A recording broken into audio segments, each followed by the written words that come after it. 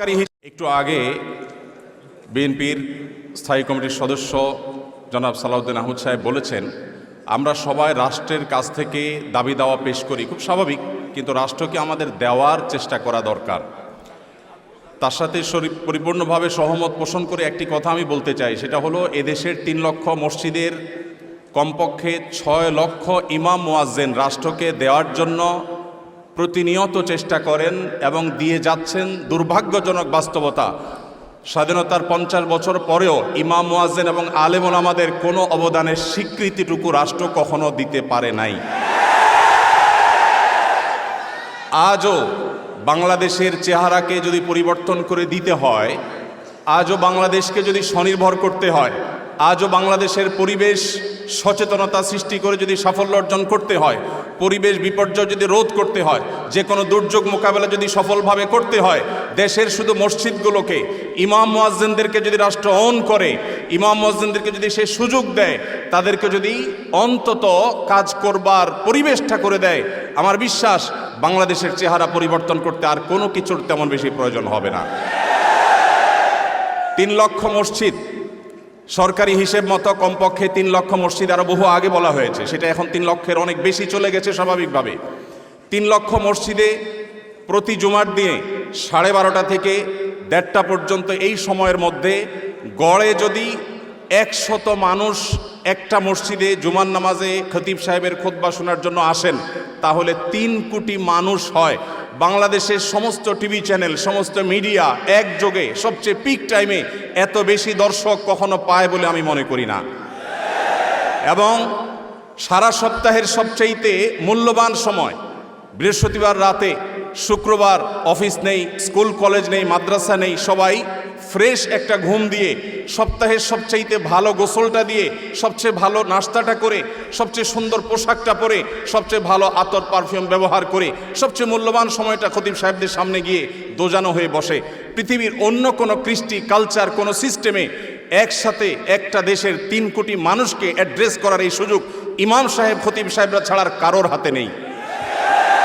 ইমাম সাহেবরা যদি চান, তাদেরকে যদি রাষ্ট্র আসলে সুযোগ দেয়, তাহলে সেক্ষেত্রে তারা অনেক কিছু করতে পারেন। ইতিমধ্যে আমরা দেখেছি রোহিঙ্গা শরণার্থীরা যখন আমাদের দেশে আশ্রয় নিয়েছে, সবার আগে ঝাঁপিয়ে পড়েছেন এদেশে ওলামা একরাম। প্রতিটা দুর্যোগে ওলামা একরাম যে ঝাঁপিয়ে পড়েন, সেটা নিঃস্বার্থভাবে হয়, স্বার্থহীনভাবে হয়। আমার উদাত্ত আহ্বান যে আগামীর বাংলাদেশে এদেশের মসজিদগুলোকে, আলেম ওলামাদেরকে যেন রাষ্ট্র অন করে, তাদেরকে কাজের সুযোগ দেওয়া হয়। কোনো বেতন ভাতার সুবিধা দেওয়া, এটা আসলে দয়া দাক্ষিণ্যের বিষয় নয়। এদেশে আইনশৃঙ্খলা যতটুকু নিয়ন্ত্রণে আছে, এর জন্য আইনশৃঙ্খলা রক্ষাকারী বাহিনী, সংশ্লিষ্ট বিভিন্ন ডিপার্টমেন্টের যেমন অবদান আছে, আমি মনে করি মসজিদের মিম্বরগুলো, মাহফিলের মঞ্চগুলোর অবদান তার চাইতে কোনো ক্রমে কম নয়। এদেশ থেকে যৌতুককে যে জাদুঘরে পৌঁছে দেওয়া হয়েছে, কারা জাদুঘরে যৌতুককে পৌঁছে দিয়েছে? এদেশে যৌতুকের অভিশাপ থেকে মুক্ত করার সবচেয়ে বড় ক্রেডিট একমাত্র ওলামা একরামের। এখনো কোনো মসজিদের মিম্বর থেকে, কোনো মাহফিলের মঞ্চ থেকে মানুষকে চুরি করতে, দুর্নীতি করতে, ডাকাতি করতে, মাদকাসক্ত হতে, কোনো খারাপ কাজের প্রতি আহ্বান করা হয় না। এই সমস্ত মঞ্চগুলো থেকে বহু মানুষ খারাপ পথ থেকে ফিরে আসে। আমরা যদি একটা সৎ, দক্ষ এবং ভালো নাগরিক গড়ে তুলতে চাই, তাহলে সেক্ষেত্রে মসজিদগুলোকে আমাদের অন করতে হবে। আমি বিশ্বাস করি আগামীর বাংলাদেশে সেটি হবে, আমরা সবাই সেটি প্রত্যাশাও করি। আমরা মসজিদ কেন্দ্রিক যে সমস্ত ব্যবস্থাপনা করা যায়, পরিবেশ সুরক্ষা, পরিচ্ছন্নতা অভিযান, দারিদ্র্য বিমোচন, স্কিল ডেভেলপমেন্টমূলক বহুমুখী কার্যক্রম আমরা সম্পন্ন করতে পারি। আমি সালাউদ্দিন ভাইয়ের সাথে পরিপূর্ণ একমত। শুধুমাত্র রাষ্ট্রের কাছ থেকে নেওয়ার ব্যাপার না, আমাদেরকে দেওয়ার চেষ্টা করতে হবে। এবং আমার বিশ্বাস ওলামা একরাম সেটা করতে চান, কিন্তু তাদেরকে সেই সুযোগটা দেওয়া হয় না। এদেশের আলেমদের কোন অবদানকে আজ 50 বছরের মধ্যে স্বীকৃতি দেওয়া হয়েছে আমি জানতে চাই। দুর্ভাগ্যজনক বাস্তবতা, সেটি আসলে হয়নি। তা আমরা নতুন বাংলাদেশে অন্তত প্রত্যাশা করি যে আমরা সবাই মিলে, শুধু আলেম ওলামা নয়, সকল ধর্মের মানুষ কাঁধে কাঁধ মিলিয়ে আমাদের এই প্রিয় বাংলাদেশকে আমরা বিশ্বের দরবারে উন্নতির চরম শিখরে পৌঁছতে চাই। আমাদের পরে স্বাধীনতা অর্জন করে পৃথিবীর বহু দেশ এমন অগ্রসর হয়েছে, যেটা দেখে আমাদের কষ্ট হয়, দুঃখ হয়। আজকে ভূমিকম্পের যে ভয়াবহতা নিয়ে প্রত্যেকটা মানুষ আতঙ্কে দিন পার করছে, কি হয়েছে এদেশে? একটি মানুষের জীবন নিরাপদ করবার জন্য যথাযথ ব্যবস্থাটুকু পর্যন্ত আমরা নিতে পারিনি। আমি আশা করি আগামীর বাংলাদেশে যারাই আসবেন আমরা প্রত্যেকে এই ব্যাপারগুলোতে সচেতন থাকব।